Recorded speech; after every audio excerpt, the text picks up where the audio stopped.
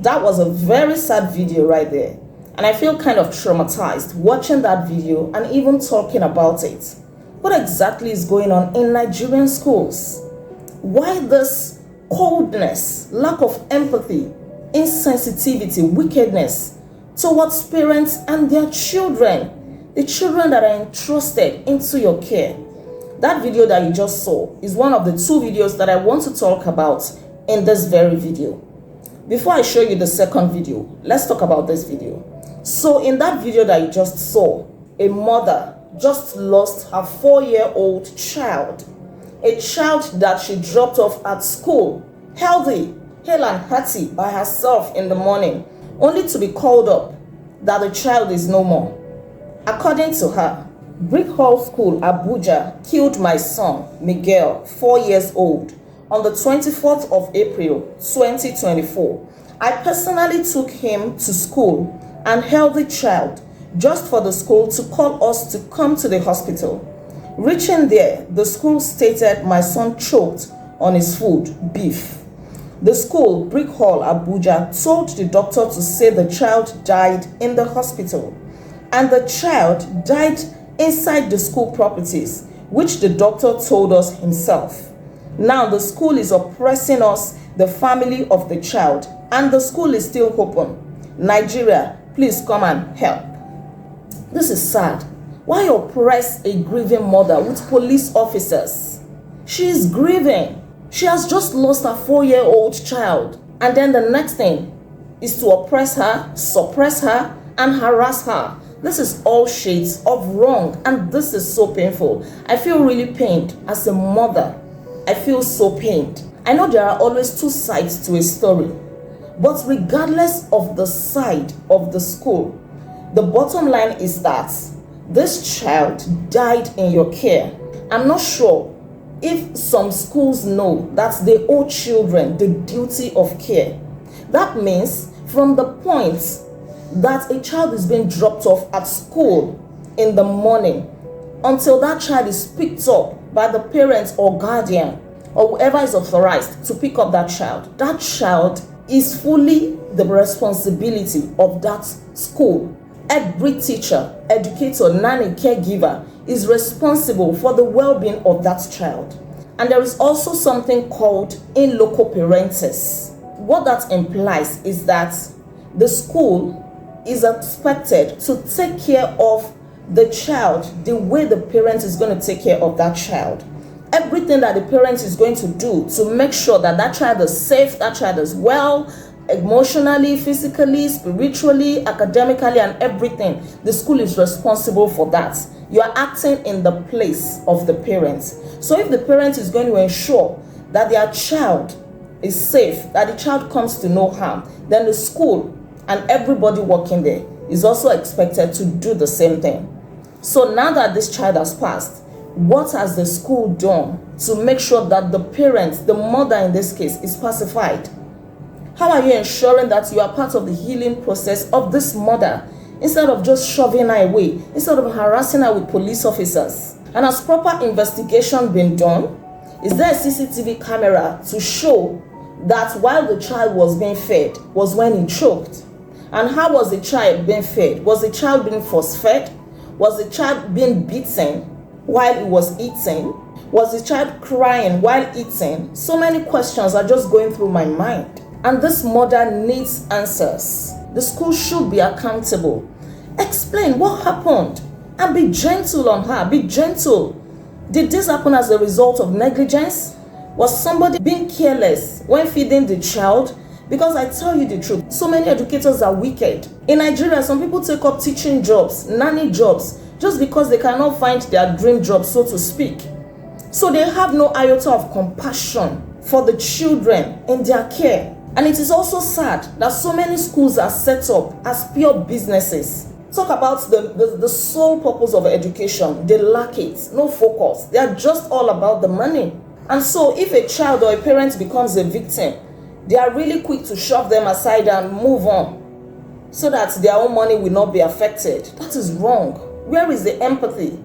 There is no sensitivity. Schools should be concerned about children and their parents. I remember so many years ago when I was working as a teacher in Lagos State. In 2012, we lost 2 children out of the 3 children of a particular woman. And this woman was a widow. These children had traveled from Lagos to Abuja to spend the midterm with their family. The family used to live in Lagos, but at a point they relocated to Abuja. And because the school was a very good school, it is still a good school, the mother decided that the children should stay in the boarding house and then they will be traveling to Abuja on holidays. So on this particular day, they had gone to Abuja. And then on their way back, they boarded the Ghana Air that crashed on the 3rd of June, 2012. And I remember vividly that the school was part of the healing process of this woman, even though that unfortunate incident was not the fault of the school. But the school did not leave this woman alone. Every event that was being held, this woman was invited, she was given a prominent role to play. They still took her as a part of the school family. I know that that cannot bring back the children, but it really helped. Knowing that you have people who truly care about you is a form of healing on its own. So what exactly is going on when we don't even care? If a child is dead, that is it, we move on. Life goes on. No, that is a wrong mentality. And then you are harassing her with police officers. Come on. These police officers, they also have children. Sometimes we don't even think deeply. We just think that, oh, it is the other person that is affected. It is not my business. Think deeply. Put yourself in the shoes of this person. That is empathy. How would you feel if the same thing had happened to you? Even those police officers and teachers that are just trying to save the face of the school, that is wrong. For them to get to the stage of protest, it means that the school did not do right by them. The school did not show enough care and concern. I want to strongly believe that. In the case of this 4-year-old boy, Miguel, it was gathered that the school nurse tried to perform first aid on him. But how true is that? And again, how many teachers or caregivers, nannies, know how to give first aid to a choking child? Many of them are not qualified. Schools should invest in teaching their educators, caregivers, and nannies all of these skills. Very important. How can you give first aid to a drowning child, a choking child, and so on before proper medical help arrives? What can you do in such an emergency situation? At the end of this video, I'm going to include a video on how to give first aid to a choking child in case you're interested. And schools should also invest in CCTV cameras. But the truth is that many of them will have the honesty to present the video footage in the case of an accident. This is the second video that I want to show you. Please watch. Good morning, guys. So I met the principal today. Young lady, can you take your I have every right to record. If you touch my phone, viewers, you can listen to her. If you touch my phone, look at the time our daughter is coming to if you touch my phone, if you touch my phone, I can slap you, and I'm not joking. If you touch my phone, guys, I'm calling out this bloody school. This is book workshop, and these are their teachers and guys. Don't touch my phone. Do not touch my phone. I have every right to use it. Oh, leave me alone. Get yourself out. I have every right to use my phone for whatever. So they just literally kicked me out of the school building, and now they're saying I cannot make a video with my phone. Oh, guy, if you touch my phone, you will not like what I'll do to you. If you touch my phone, you will not like what I'll do to you. Because all of what here, don't touch my phone. Do not touch my phone. Favor came to school by 8:30. Favor came to school by 8:30, and they threw her out of school. They don't know if I'm at home or not. Not for any reason, because she came late. If I was the one that drove Favor to school by 8:30, I'm definitely sure they will not throw her out of the school. If she came with the school bus, sometimes the school bus gets to school by 10. They will definitely not throw her out of the school. And I called the principal on the phone immediately Favor got home, because I was shocked. I was about leaving the house, and then she said the man started insulting him on the phone and cutting the phone off. I have to come physically, and he's doing the same thing. This school, Book Workshop College, Onilewura in Ikotu, is a school. Rubbish. See all of them, rubbish, sense jobless people.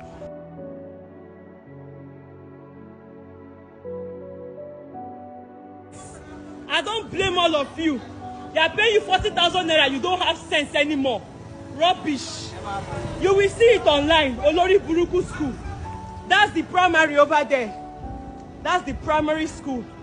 They literally fought me. This is also their primary school. I promise you, this school, their boss comes to school by 10 in the morning. I promise you guys. The school gets here sometimes by 10. This is the primary and that is the secondary. This is the primary and this is the secondary.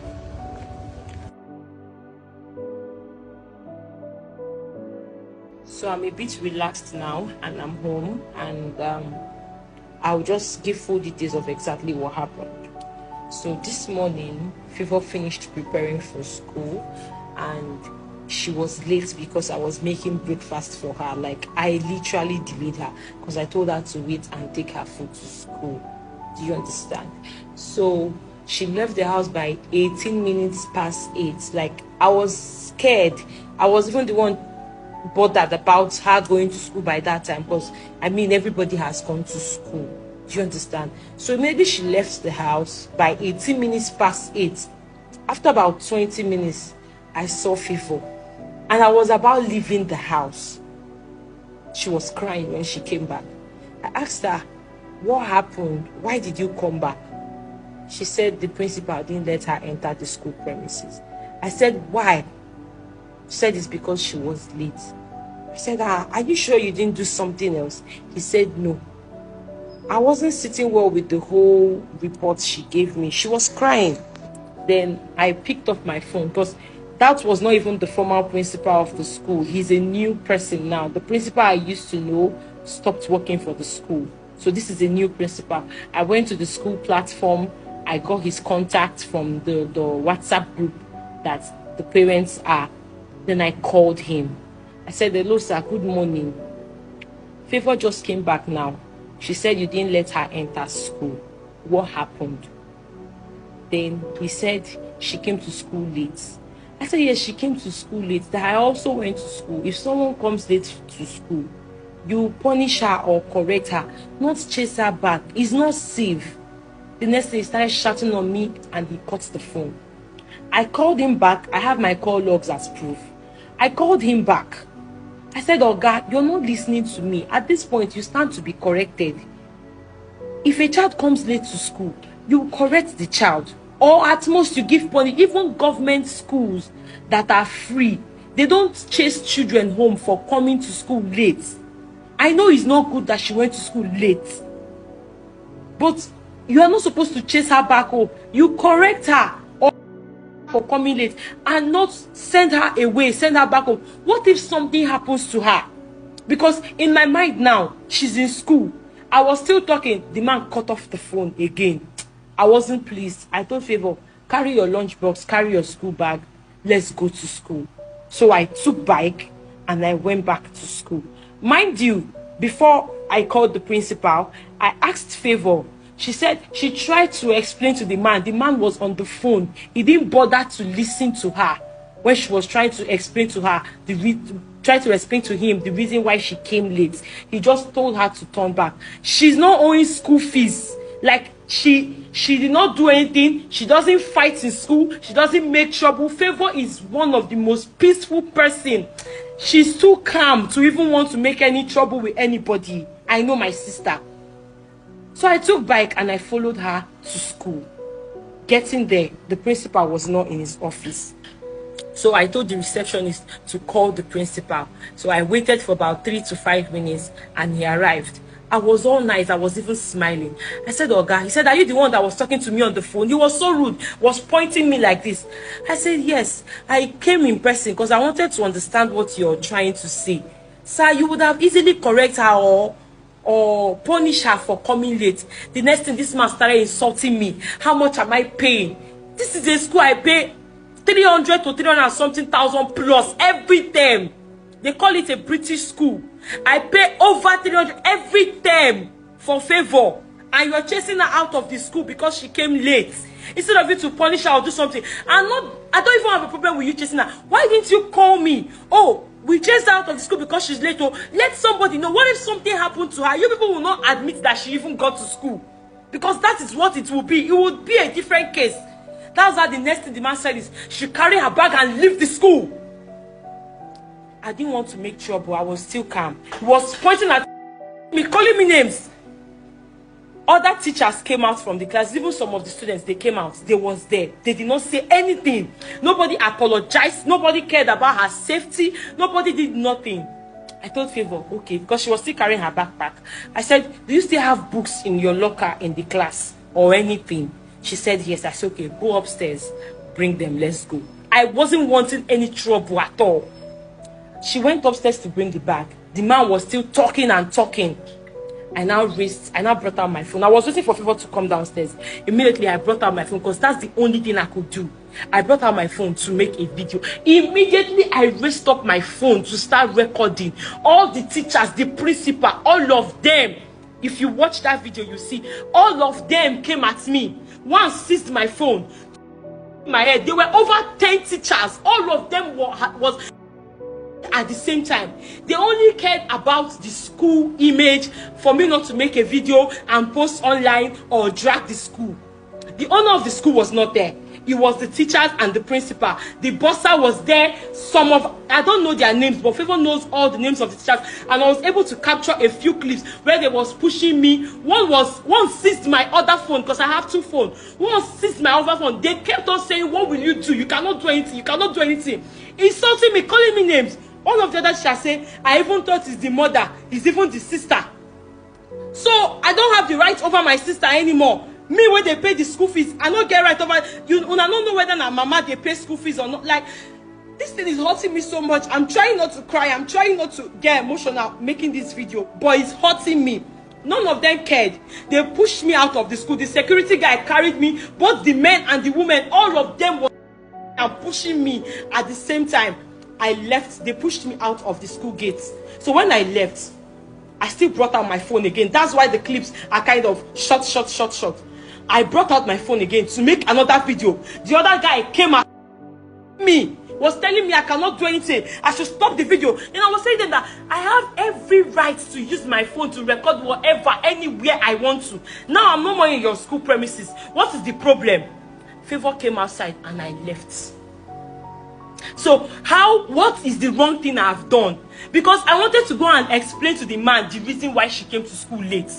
But nobody was giving me a listening ear.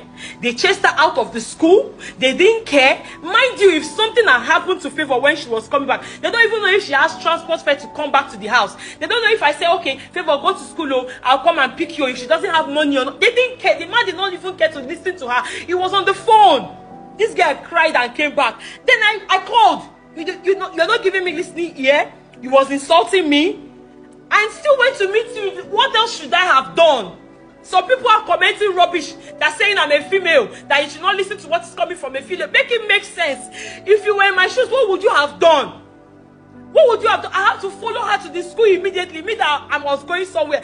I had to follow her to the school immediately to go and explain to the principal and say, Oga, see the reason why she's late. Because I know she's not supposed to come to school late. Mind you, it's my fault. I'm the one making food for her. And she's not feeling too well, so I don't want her to stay hungry for too long or not carry food to school. Sometimes she buys food outside, but her tummy doesn't sit well. We're always buying food outside. So I was fixing something. How is it my fault? What did I not do right? Going to the school to explain or explain to them what happened. Was it another bad thing? And then that was the treatment I got? None of them, the only thing they cared about was immediately I brought out my phone to start making a video. All of them started seeing me. Over 10 people. Over 10 people. For what? I'm paying school fees. Not like she's owing school fees, oh. Not like she's owing school fees. To tell you the truth, I have never heard of a case where a child was being sent back home from school because that child came late. I have never heard it before, and I have never seen it before, to be honest with you. So this really baffles me, to say the least. How can you send home a child just because that child came to school late. Even if you are trying to teach that child the value of punctuality, is sending that child back home the solution? Two wrongs don't make a right. It is wrong. What happens to the safety of that child? If anything happens to that child on the way, that school is not going to be doing what they are doing, preventing the mother from doing a video recording. To me, it looks as if all they care about is saving the face of the school, preventing the name of the school from being tarnished. That is all that they care about. I mean, as a parent, I drop off my child at school in the morning, and I already expect that my child is in your care, my child is safe, and I'll see my child in the afternoon. Only for me to see that child back home unannounced, crying that she has been sent home from school. Parents, please judge. How does this sound? How does this even look like? It is wrong. And the mother, the sister actually in this case, but I'll refer to her as the mother because she's the one responsible for the education of this child, Favor. She's the one paying her school fees according to her. So I'll refer to her as the parent. She said she tried reaching out to the principal to no avail. And then she went to school only for you to rough handle her. Only for you to tell her she should not make a video recording. Why? You are not even concerned about the safety of that child. What if anything had happened to her on the way? What if she was abducted, she had an accident or anything? A child that was dropped off at school by her parents. How are you sure that she can get home by herself? That she's got to fear that it is safe for her to go home? And I'm also thinking, if that child happened to be a mischievous child and she decided to go somewhere else, thinking that, oh, now she's got the freedom, and then she never went home for like 2 or 3 days, is the school going to be more concerned about video recording? Because I tell you by now, all of them will not be at ease. This is wrong. Where are we losing it? Is education still education? I cannot even begin to cite all of the examples that are coming through my head. I remember the case of Sylvester Oromoni, the boy that passed on in Dowen College, Lagos. May his gentle soul continue to rest in peace. He was really bullied to the point of death. He was in the boarding house. And just recently, a judgment was passed on his case. And the judgment says that his death was as a result of parental negligence. That the parents did not treat him well of sepsis when he was sick. How? A child that mentioned the names of his bullies before he passed on, that said he was given a very funny, dark-looking substance to drink, that gave evidence before he passed on. You are saying parental negligence. Is it the parents that are staying with him in the boarding house? It looks to me like some powerful persons were involved in that case. But God, the God in heaven, is the only true judge, and he's going to judge every act of wickedness. I also remember the case that happened at Lead British International School in Abuja, where a girl named Namtira was also a bully victim. We saw how she was terribly bullied by her peers. And the students of that school testified that the teachers knew about these acts of bullying going on in the school, but they did nothing about them. This is so pathetic. Are educators still educators? Do we still have compassion for the children that are left in our care? Or should parents start getting scared now for sending their children to school? Because these are just the few cases that we have seen that made it to the media. What about the so many others that did not make it to the media? And these schools are not just under the bridge kind of schools. They are schools where high fees are being charged. Imagine saying that, oh, you will sacrifice as a parent to send your child to a very big school, and then you are coughing out hundreds of thousands of naira, or even millions in some cases, just so that you can give that child a very good education, only for this to be happening. How? Come on. This is terrible. This is bad. I feel so pained because I'm a mother myself, and no mother should ever go through what those people are going through. No parent should ever experience this. I really pray that educators will do better, and I pray that there will be more regulatory bodies, more regulations, quality measures, and so many other things being put in place. Because like I said, some of these schools are just springing up as pure businesses. They don't even have passion for education. So little wonder they will behave this way. This is wrong. It is really wrong. We can do better.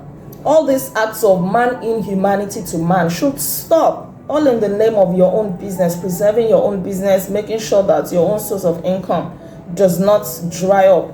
you're causing another person pain. We need to stop all these acts of negligence, avoidable death. It is too painful. At this point, I don't even know what to say anymore. But schools should do better. Educators, caregivers, nannies, even the government should do better. Because sometimes when you think that, the government should do better, the government too, they are not even doing enough. And parents, please also, be a part of your children's education. Make sure that you are fully involved. Do your due diligence, investigate before you take your child to any school.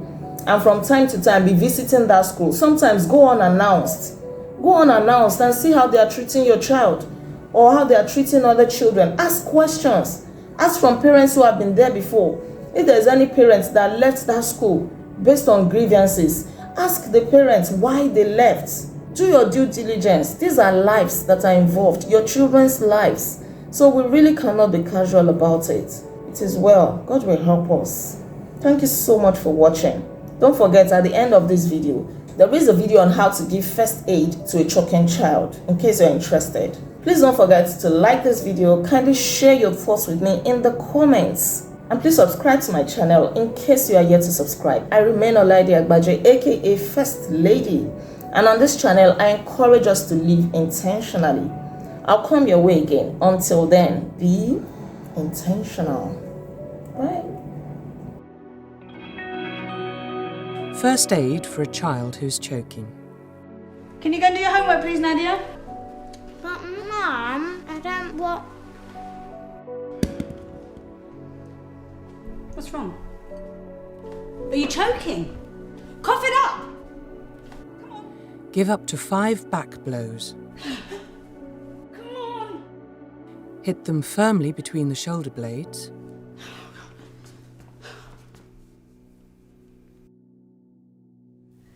Give up to 5 abdominal thrusts. Pull inwards and upwards.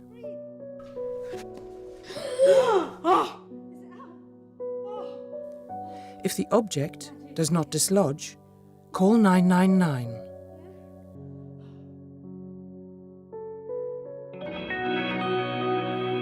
Remember, give back blows and abdominal thrusts.